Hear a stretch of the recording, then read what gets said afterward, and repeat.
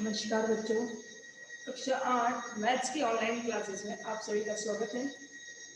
पिछले वीडियो में बेटा हम प्रश्न संख्या 5 भाग विधि द्वारा वर्गमूल ज्ञात करना सीख चुके थे।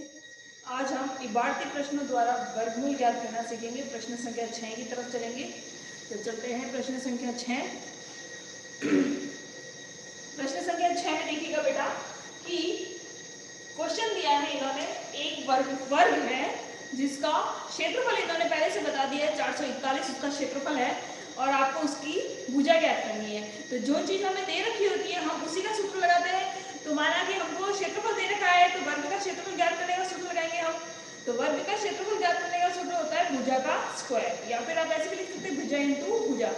अब आपको पता है कि भुजा इंटू भुजा है, तो भुजा और इंटू भुजा उसको आप इस तरीके से लिख सकते हैं भुजा का स्क्वायर। जैसे कि x इंटू एक्स होता है तो x का स्क्वायर लिखते हैं, उसी तरीके से भुजा इंटू भुजा को भुजा का स्क्वायर लिख सकते हैं।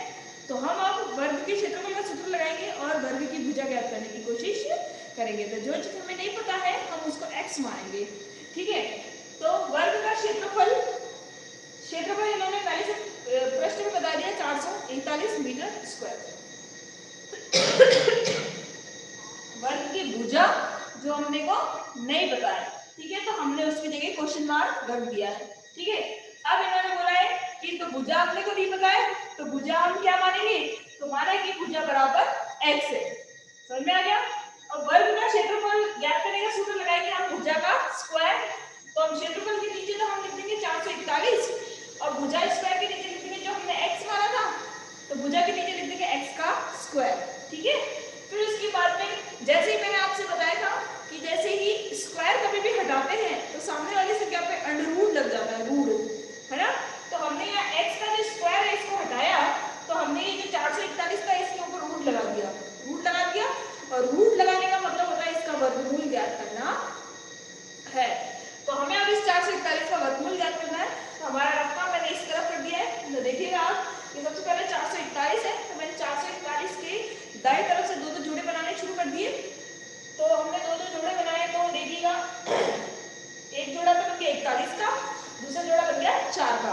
अब आपको देखिएगा वर्गमूल वाला पहाड़ क्या होता है, 2 एक एकम 1 2 दूनी 4 3 3 9 4 4 16 इस तरीके का वर्गमूल वाला पहाड़ा होता है। सॉरी, तो हमने 2 का सबसे पहले 4 किसमें मिलता है, हमें 2 के पहाड़े में मिलता है, ठीक है। तो 2 दूनी 4। हाँ तो बेटा देखिएगा कि जोड़े बनाए थे हमने 4 का, तो 4 किसके पास है, 4 वर्गमूल वाले पहाड़े में कितनी बार आता है, 4 बार आता है। 2 दूनी 4 तो हमने लिख दिया 2 दूनी 4, यहाँ आंसर हमने 2 लिख दिया। अब उसके बाद में हमारा इस तरफ तो घटाना होता है और इस तरफ जोड़ना होता है। तो हमने 4 में से 4 को घटा दिया तो हमारे पास कुछ भी नहीं बचा। अब हमारे लिए 2 और 2 हो गया 4। अब हमें ध्यान रखना है उसकी इकाई का हमें क्या मिल रहा है, उसकी इकाई का हमें 1 मिल रहा है। अब आप वर्गमूल वाले पहाड़े में इकाई का अंक में 1 कहाँ मिलता है, जैसे 1 एकम 1 या तो 1 तो मिल रहा है या फिर 9 9 81 का 1 तो मिल रहा है हमें, या तो फिर 1 पे मिलेगा या 9 पे मिलेगा। तो हमें या तो यहाँ 1 रखना है या 9 रखना है, तो हमने 1 रखा तो 1 एकम यानी 41 एकम 41 सही मिल गया हमारा आंसर। हमने यहाँ 1 रख दिया, यहाँ पे भी 1 रख दिया, इस तरफ जोड़ दिया, इस तरफ घटा दिया, इधर 42 हो गया, इधर कुछ भी बचा, यानी हमारा आंसर कितना आया 21। समझ में आ गया। तो अब हमारे ये जो x का मान आया 21 यानी कि हमारे वर्ग की भुजा कितनी है 21 मीटर। समझ में आ गया सबको, समझ में आया बेटा। अब चलते हैं अगले प्रश्न की तरफ, 7वें प्रश्न की तरफ।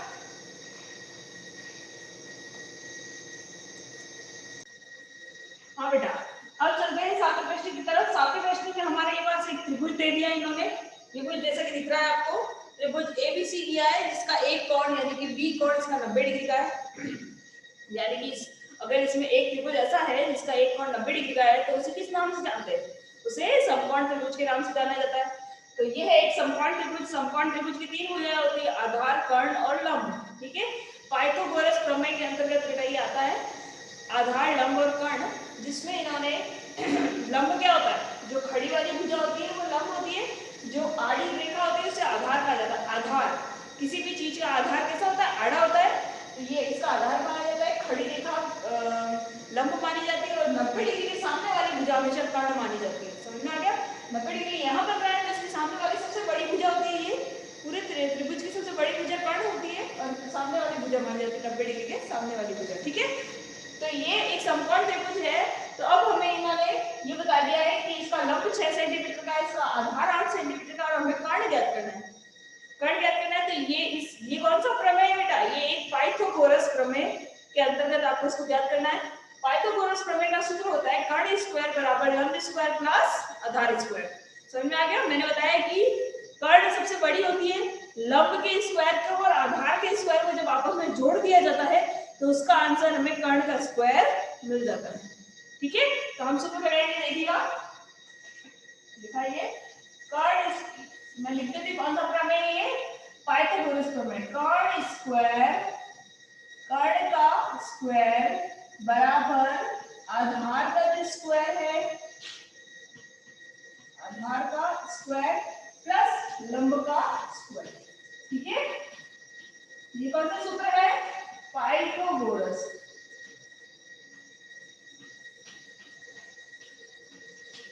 ये पाइथागोरस प्रमेय के अंतर्गत ये सूत्र चलता है।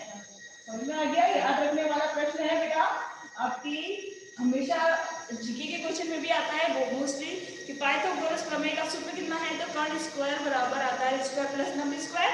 आप आधार और लंब में कोई सा भी संख्या आगे रख सकते हैं। समझ में आ गया? अब हम इस कर्ण का मान ज्ञात करेंगे, हमें AC ज्ञात करनी है। AC भुजा, AC भुजा क्या है? हमारी कर्ण है, तो हम लिखेंगे AC। AC ज्ञात करनी है हमारी। AC स्क्वायर बराबर आधार कितना है? आधार है BC, BC का स्क्वायर प्लस लंब कितना हमारा? AB, AB का स्क्वायर। ठीक है, फिर BC कितना है हमारे पास? 8 सेंटीमीटर, 8 सेंटीमीटर का स्क्वायर, सिर्फ 8 का स्क्वायर कर दीजिए, 8 का स्क्वायर प्लस वो कितना है? 6 का स्क्वायर, वो हमें मिल जाएगा AC का स्क्वायर। ठीक है, अब हमारा देखिए 8 का स्क्वायर यानी 8 इंटू 8, स्क्वायर का मतलब होता है 8 इंटू 8, तो 8 बटे 64, 8 का बड़ा आता है ना, 8 बटे 64, और 6 का यानी कि 6 इंटू 6 यानी 6 6 36 यानी कि 36। ठीक है, अब हमें ये इन दोनों को जोड़ने पर हमें AC का स्क्वायर मिल जाएगा। 64 और 36 को जोड़ा तो 6 और 4 मिलकर तो 10 का 0 वहां से लगी 6 3 9 और 1 10 यानी कि 100 आ गया। हमारे पास क्या आंसर आया? 100। 100 क्या है? हमारे AC का स्क्वायर है। अब मैंने बताया कि जब कभी भी स्क्वायर हटाते हैं तो सामने वाली संख्या पे रूट लग जाता है, तो हमने यहाँ AC का जो स्क्वायर है वो हटा दिया, तो सामने वाली संख्या 100 के ऊपर लग गया रूट, यानी कि हमें 100 का वर्गमूल ज्ञात करना है। अब आपको वर्गमूल वाला पहाड़ा अगर आता है तो आप ज्ञात कर सकते हैं। वर्गमूल वाला पहाड़ा क्या होता है? 1 एकम 1, 2 दूनी 4, 3 तिया 9, 4 चौक 16, 5 25, 6 6 36, 7 7 49, 8 8 64, 90 90 81 और 10 दाए 100। 100 किस पे मिला हमें? 10 दाए पे, यानी कि 100 का आंसर क्या होगा? 10। AC बराबर 10 सेंटीमीटर, यानी हमें हमारे कर्ण का मान ज्ञात हो गया। हमारी जो AC भुजा यानी कि कर्ण है उसका मान हमें पता चल गया कितना है? 10 सेंटीमीटर। और सेम यही नियम, सेम तरीका आपको इसी तरीके से B प्रश्न हल करना है। समझ में आ गया? सबको समझ में आ गया? तो आप B प्रश्न अपने आप हल करेंगे। ठीक है, अब चलते हैं अगले प्रश्न 8वीं की तरफ।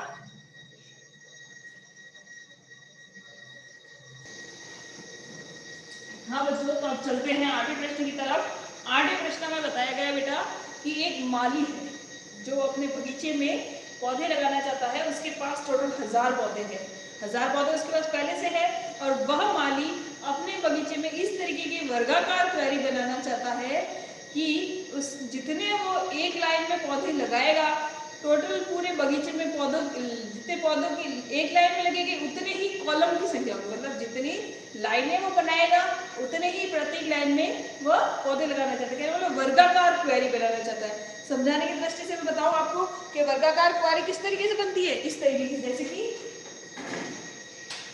मान लीजिए एक बगीचा है ये, ठीक है, ये बगीचा है। अगर मान लीजिए इस बगीचे में 1 2 3 4 5 6 7 और 8 लाइनें हैं। अगर 8 क्यारी है तो उस हर एक 8 क्यारी में वो 8 8 पौधे लगाना चाहेगा। समझ में आ गया? इस तरीके से उसके वर्गाकार क्यारी बनेगी। अगर 8 लाइनें हैं, टोटल बगीचे की 8 क्यारियां हैं, तो उसमें प्रत्येक लाइन में वो 8-8 पौधे लगाएगा, तभी तो इधर भी 8 है और इधर भी 8 है, तभी तो एक वर्गाकार क्यारी बनेगी। ठीक है, इस तरीके से उस माली ने बताया कि उसके पास टोटल 1000 पौधे हैं। अब उस 1000 पौधों को लगाने के लिए वो प्रत्येक लाइन में कितने पौधे लगाए कि फिर उसको कम से कम पौधे खरीदने पड़े। समझ में आया? 1000 पौधे तो बताएंगे, एक पूर्ण वर्ग संख्या नहीं है, यानी कि 1000 पौधे तो पूरे नहीं आएंगे। 1000 पौधे से थोड़ी संख्या और एक्स्ट्रा लगेगी, तो हमें ज्ञात करना है उसको कितने एक्स्ट्रा पौधे खरीदने पड़ेंगे। तो उसके लिए हमें पहले 1000 का वर्गमूल ज्ञात करना पड़ेगा। ठीक है, तो 1000 का वर्गमूल हम निकालेंगे। तो सबसे पहले दो के जोड़े बनाएंगे। तो 10 है, 10 से छोटा क्या मिलता है? 9। 9 कहाँ मिलता है? 3 9 में मिलता है, तो एक बार तो 3 लगा दिया। 10 में से 9 को घटाया तो बचा कितना? 1। उतारेंगे डबल 0, दूसरा वर्ग उतारा तो आया हमारे पास 100। अब आप देखिए 100, इधर 6 तो है ही है। अब 6 के पीछे ऐसी कौन सी संख्या लगाए कि हमें 100 से छोटी संख्या मिल जाएगी? तो 6 के पीछे अगर 2 लगा दें तो हमें मिलती है 124, जो कि 100 से बड़ी है। तो हमें 6 के पीछे 1 लगाना पड़ा, जो हमें मिल गया 61, जो कि 100 से छोटा है। तो 100 में से 61 को घटाया तो हमारे पास आंसर आ गया 39, और यहाँ हमारे पास आंसर आया 31। यानी कि 31 पौधे लगाएगा तो भी कई ना कई एक पौधे जितना गैप वहां रहेगा। तो अब हम पता करना है कि और उसको कितने एक्स्ट्रा पौधे लाने की जरूरत है। तो मैंने यहाँ लिख दिया इस 1000 जो है वो एक पूर्ण वर्ग संख्या नहीं है, और उसे पूर्ण वर्ग संख्या बनाने के लिए हमें क्या करना पड़ेगा? जो 31 हमारा आंसर आया, उस 31 में हमें एक अधिक करना पड़ेगा। एक अधिक यानी कि 32 लेना पड़ेगा। ठीक है, 31 आंसर आया तो हम उससे एक अधिक यानी 32 लेंगे। तो प्रत्येक लाइन में यानी कि 32 पौधे हम लगा देंगे। तो 32 पौधे लगाने के लिए 32 × 32 यानी 1024 पौधों की जरूरत होती है, बट माली के पास तो सिर्फ 1000 पौधे हैं, तो हमें चाहिए 1024 पौधे। यानी कि अब माली के पास 1000 पौधे तो पहले से ही है, अतः उसे 24 पौधे और खरीदने की आवश्यकता है। समझ में आ गया? अगर वो 24 पौधे खरीदेगा तो उसके पास टोटल पौधे हो जाएंगे 1024, और 1024 अगर पौधे हो जाते हैं तो वो उसके बगीचे की टोटल पंक्तियां कितनी होगी? 32। अब प्रत्येक पंक्ति में पौधों की संख्या कितनी होगी? 32। तभी उसकी एक वर्गाकार क्यारी का बगीचा बन पाएगा। समझ में आ गया सबको? ठीक है बेटा, तो इसी और अब बचा नवा प्रश्न। तो नवा प्रश्न सेम इसी तरीके का है, जो मैं नहीं समझाऊंगी आपको स्वयं उसको करना है। और इसी के साथ आज हमारी ये प्रश्नावली खत्म होती है। अगले वीडियो से हम नई प्रश्नावली प्रारंभ करेंगे। ठीक है।